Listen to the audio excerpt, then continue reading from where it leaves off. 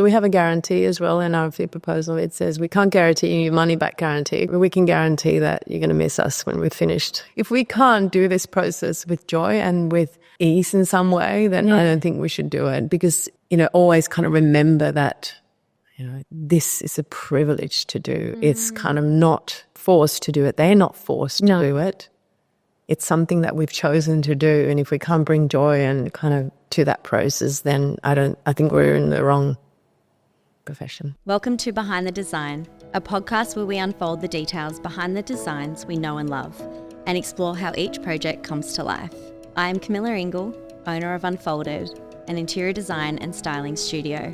In this podcast series, we dive into the details with our industry experts, covering topics such as the creative process, latest design trends, and how we, as an industry, work together to meet the brief and overcome challenges. Let the conversation begin.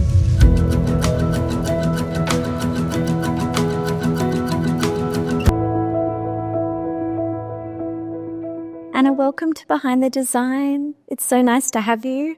Thank you, Camilla. And so tell me a little bit about what you do, fellow interior designer. Yes. Yes? Well, I'm an interior designer and I run a design firm called Anna Carin. We specialize in high-end residential interiors.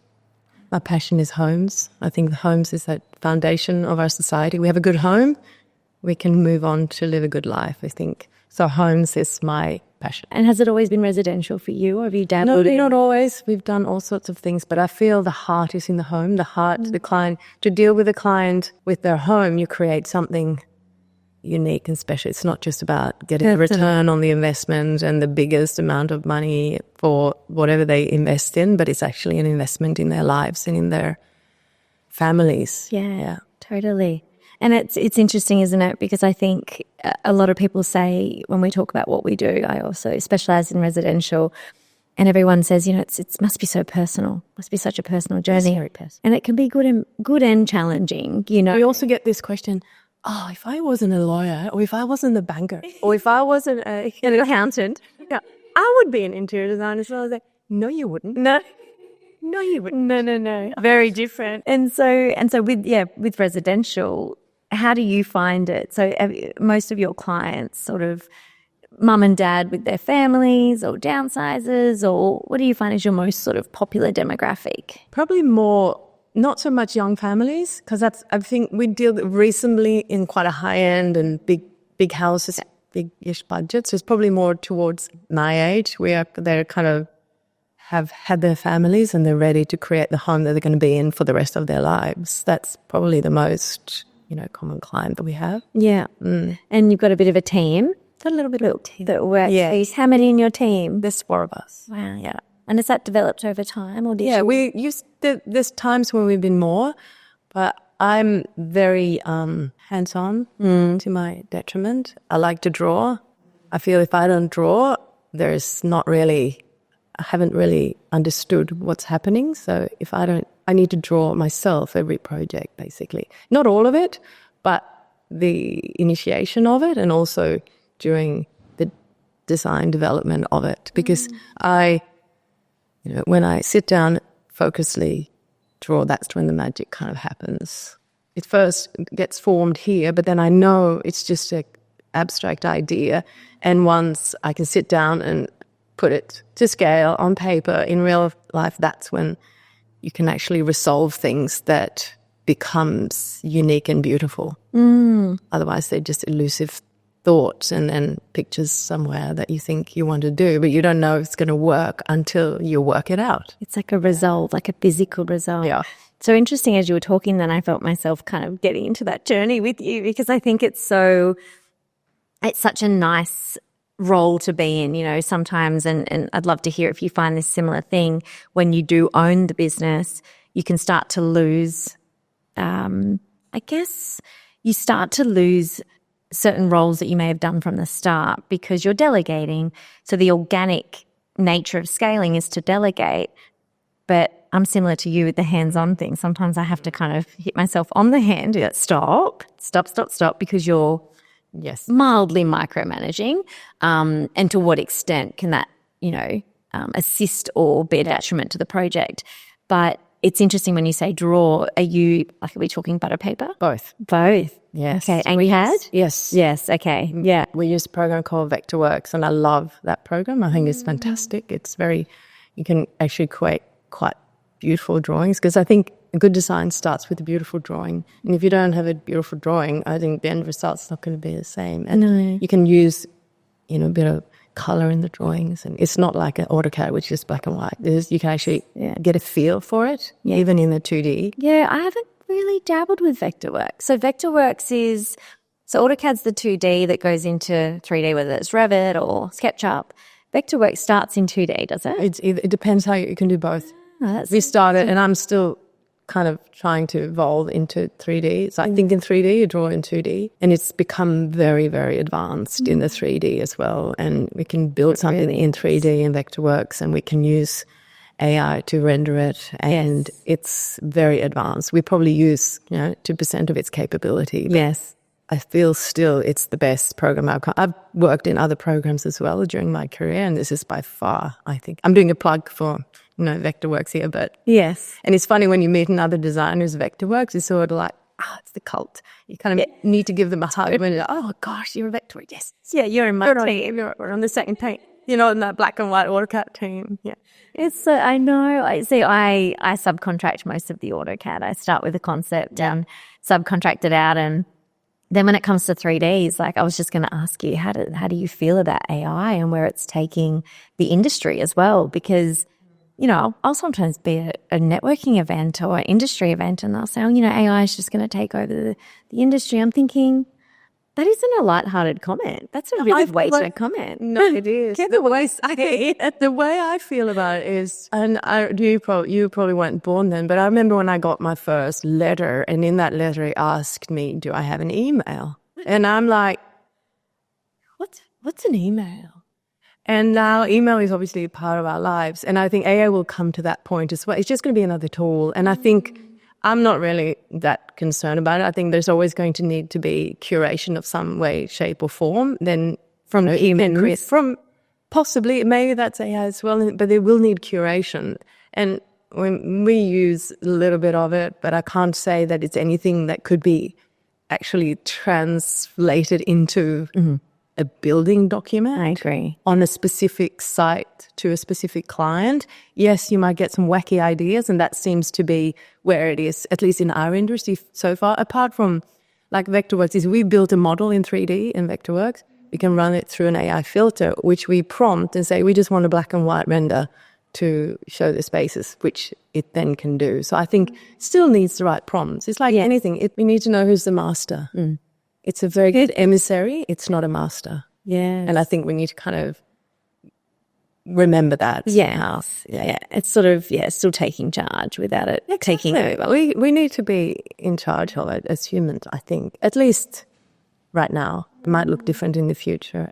I'm not too fast spending too much time worrying about it. That's inspiring. Yeah. No. I need to hear that. No.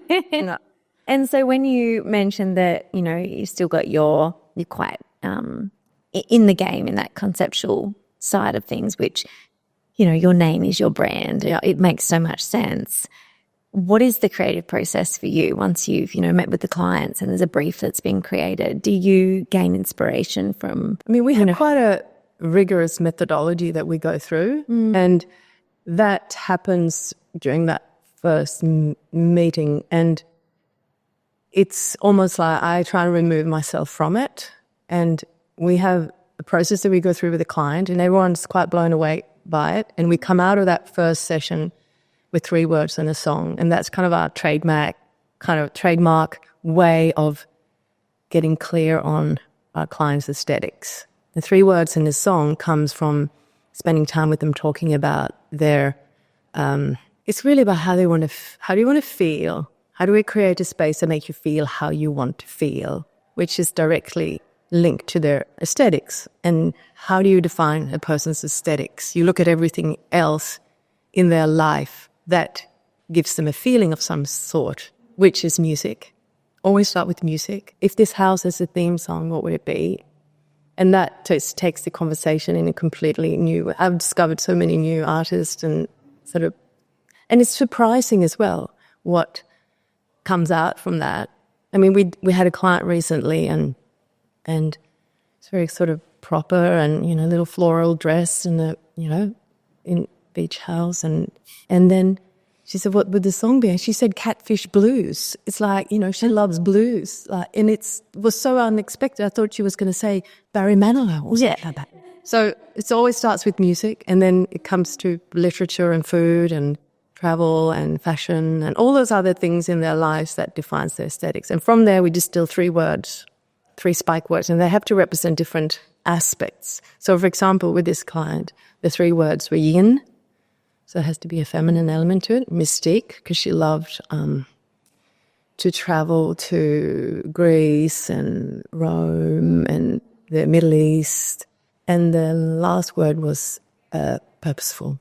Purposeful, yeah. It had to have a purpose. So it had to have those 3 elements. Everything then that we suggested or thought, started thinking about, okay, does it run it through the filters of, is it feminine enough? Does it have an element of mystique? And does it serve a purpose? So every project has 3 words like that and a theme song. And from there, that's kind of the abstract process of the methodology. And then there's the concrete, which is purely about layout, space planning, functionality, yeah. How many of this and that, what do you need, what do you like, what do you want? But to me, that's the easy part, because that's obvious. And you've done so many of that. Yeah, but also I think talking about interior design in that aspect to me is also very uninteresting and dull. It's of course everyone wants more light, more space, more bathrooms, more whatever it is. It's not that. Of course, that's such an obvious There's a few thing. givens. It's a few givens. And then, of course, that's maybe personalized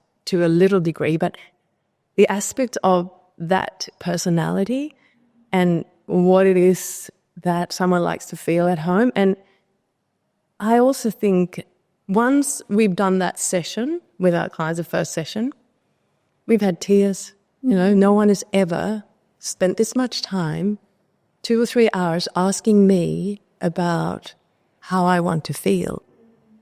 Never has anyone spent this much time actually dwelling. You wouldn't even get brought up at a dinner party. No, or even between partners. Do you really, talk about that all the time? And then, okay, so tell me more about this. And then we find some precious objects as well in the house, something that means something to you. And why does it mean something to you? So in this same case, for example, because it's, close to my mind there, she had this sculpture. It was a Ladro sculpture that someone had given to her. It's always been packed up, but she had it, it was really important to her and close to her heart. So, well, that sculpture that was our beacon, kind of. So we made a shelf for it. We put it high up in the window overlooking, the water. So she became the sort of little guiding light as well for that project. So, That's special too. So if you're asking me if it's personal, it's incredibly personal.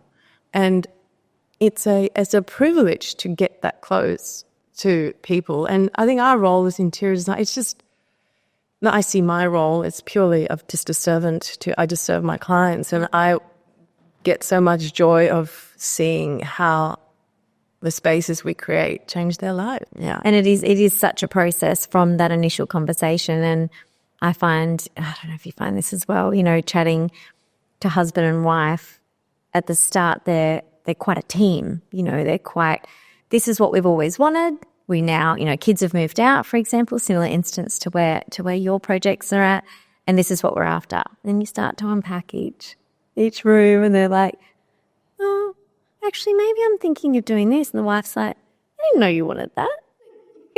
But that's such a nice opportunity, because then the husband might be like, oh, well.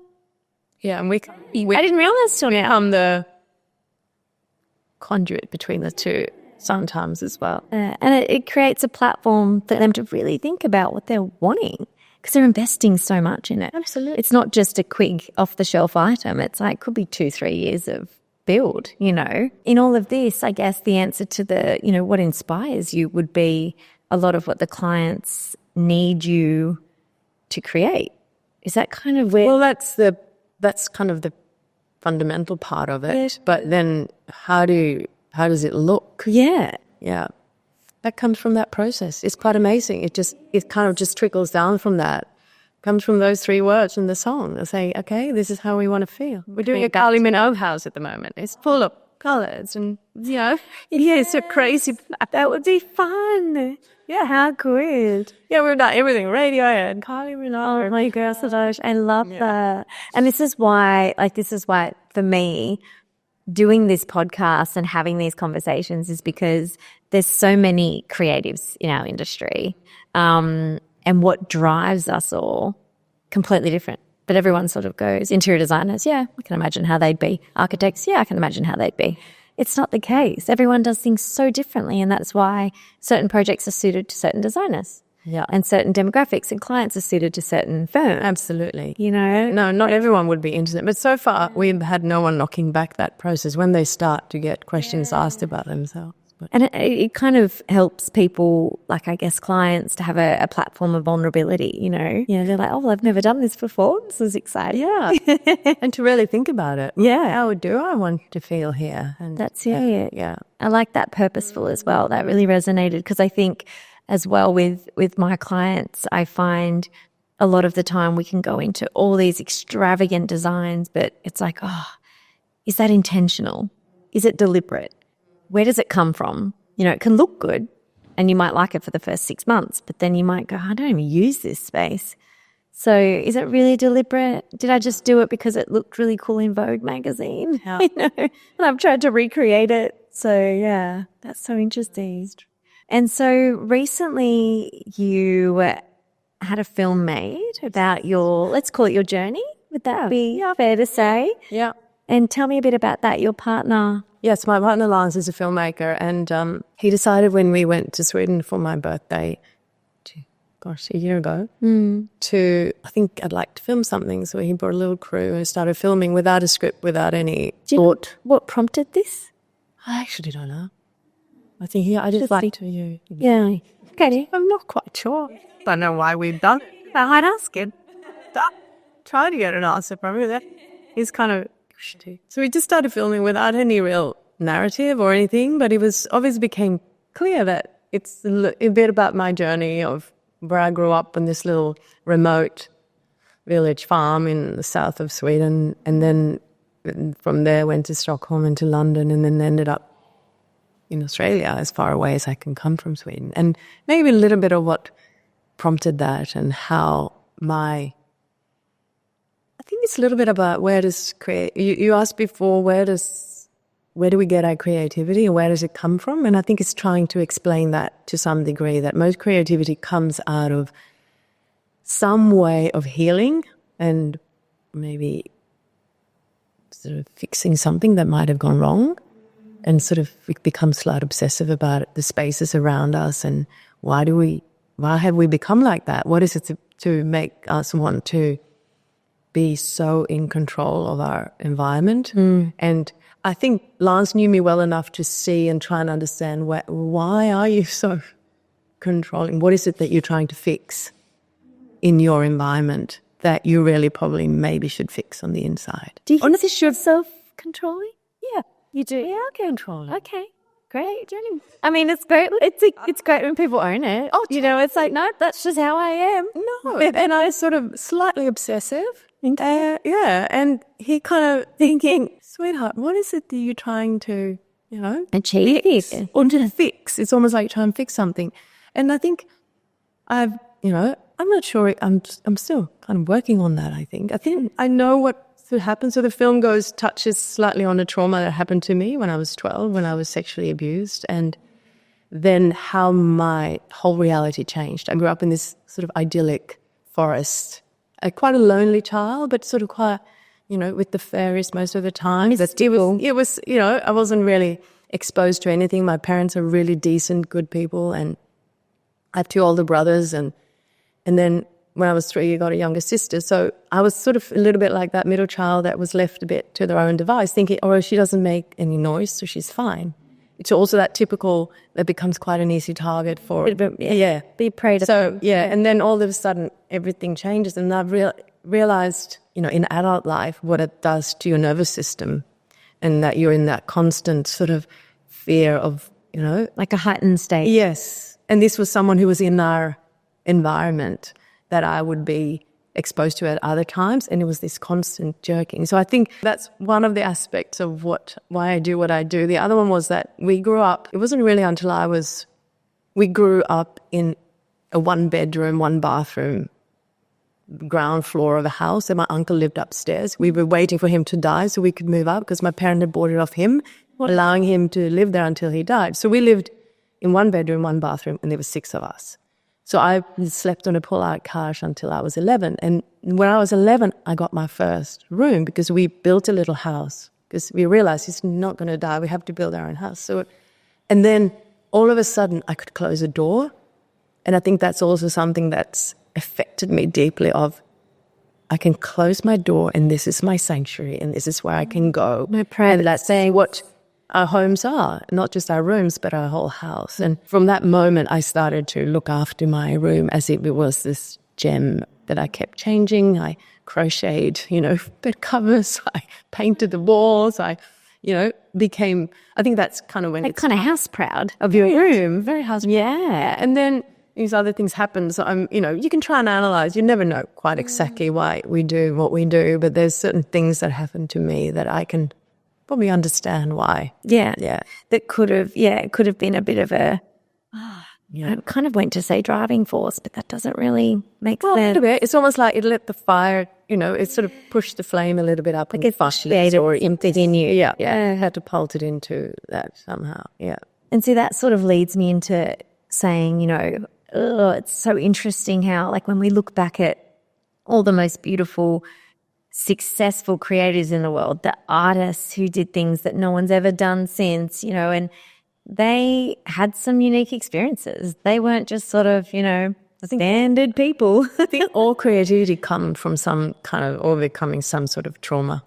I really do. And that goes for all of us. Yes, not 100%. Sort of openly creative, but almost everyone is like, how do we deal with that? Yes, and everyone manages. What outlet can we have for that? 100%. And the management of it is so different, particularly when it becomes an expressive role. Like what we do is quite expressive. We're constantly creating for ourselves, but for other, as you say, we're serving. And we're scrutinized. Yeah. Scrutinized for it because once it's not just an idea, it's in built form. It's there to be used. It's real, judged, and and that's also the personal taste side of things. Yes, someone's taste is not always your taste, and a client's taste. There's so much to do with. I don't know.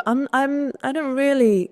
Of course, I have a certain. But it's funny because we're in the process of selling our home next year. So I've had agents through, and one of the agents quite familiar with our work and have sold some of the houses that we've designed. And he kind of oh my gosh, now I know who you are. Those houses were not you. So because they were so reflective of the people who actually were there. And I think that's actually a good thing because I would hate to be sort of tick the box saying this is an Anna Carin design and it looks like this and that's the end of it. And it's got a certain look. I feel you look at our project, a lot of them they're very unique. They're quite unique, but they have a line through it, and that's the fundamentals of, I feel. Like the thread. There's a thread through it, which is kind of the design principles that we work with, which is the functional, they're simplistic, and they have an element of longevity around them. They're not fashionable in any way, shape or form. They want to be able to look at one of our interiors in 20 years and say it's still there, and good quality, well built. Yes. Yeah. And I think that's the thread through them. But then the style, I don't want to impose on. I listen and interpret and listen and interpret and listen and listen and listen. And then from there comes an aesthetics that should be the people who live in it. Formulates the brief. Yeah. Yeah. And it was quite interesting to see him go, oh, this is you. That was great. But now I see who you are. Yeah. This is your personal abode. Yeah. Yeah. And it's interesting because taste is a funny one. Like I have my taste and what I like, but clients will look at your, what you do in your brand. And as you say, I think they usually do see that thread. Yeah. And then there's always a tweak. And what I absolutely love, I feel like the last 3 or 4 projects that I've been working on, none of them are trendy. And I'm like, oh, thank God. Because I'm like, trendy, it just doesn't, it's not timeless. And it's short-lived. And I'm loving that I'm working with quite mature clients. And they don't want trendy. No. The younger ones are more, hey, I saw this on the blog. I'm like, oh, dear Lord. But then, or Pinterest. Yeah, I'm exiting now. Our job as designer, if that happens, and it happens often, that I want a Hampton's kitchen and okay, so we're in Sydney and you're having in a native's house that's not, it's not on the menu. Yeah. So what is it about that? So I think our job is to try and interpret what it is that they feel when they see that or experience a certain environment. Is it the shaker profile? Is it what is it that evokes for you? What kind of is it that it's probably, I imagine, everyone coming home for Christmas and everyone's around the table and this is how we feel because that's sort of the kitchen that supports that kind of activity. Well, it doesn't need to look like Anthony's kitchen. It just needs to have that feel, and then let's find a way of expressing that in this particular house that you live in, which has a certain architecture that we need to respect and complement. And in this part of the world, flooring. Yeah. And we're, exactly. So I think our job is very much to, because we're all influenced by trends and what we see, but then it's up to us to filter that. Yes. And not just sort of, you wanted a shaker profile because you saw it in a movie somewhere, and then let's find a way of making it yours. Yeah. Making it personal to you. Yeah. And it is so interesting because it's like you want to help your client find their uniqueness. And that's all they want at the end of the day. They want to feel unique. Yeah. They're spending all this money on our services to say, I've done this for my house, for my family, and it reflects a part of me or a part of what my family's about or my values or whatever it might be. And I love hearing your process, let's call it, your formula at the start, because that initiates and prompts them to say, oh, maybe it isn't the shaker door. Maybe I actually don't really like Hamptons at all, but my neighbour did it really well. Exactly. So maybe that's why. Yeah. Totally. Yeah, it's so good because I always think as well, like my personal taste, I'm not, it's ever changing as well. Like I'm not always like, I've always loved this and that's what I'll always stay in that lane because you're constantly seeing something new. And there's new materials being produced and and then you're seeing them. And I guess that's why I love having these conversations because everything's on Pinterest. And I've said it a few times in these episodes and everyone sort of goes, oh, okay, well, I'm going to make my Pinterest board and then can you just build that? And you're thinking, oh, like it looks beautiful. You say to that, you say, no, we're not. No. Can we make something for you? Otherwise, I don't want your Pinterest board. Yeah. And it's just, I don't know where this conversation came from, create the Pinterest board, send it to your designer, and then they'll just produce the work. Lazy designers probably. Yeah, because it's way less personal and less interactive. It's like all the work's right out in front of you and you're thinking, do you want my mood board? Do you want me to do the concept? Yeah. No, I know. And it's also pulled from, sort of arbitrary somehow without any, methodology or without any process of sort of arriving at an aesthetic. Have you ever thought that the opposite to aesthetics is anesthetics? So when you're on anesthetics, you feel nothing. So aesthetics is purely, that's why we start with these feeling words, because it's feeling. That is so interesting. I know. Wow. I'll never forget that. Never forget that. No. Oh, that's so interesting. Yeah, because I think of anesthesia. You're like completely not. You're dead. You're not dead, but you're feeling less. So, yeah. And so with your team then, how do you work, as an owner, as a manager? How do you find wearing all those hats? Can't say that because Jenny's here. Oh, talk about that. We do have Jenny with us. She's PA.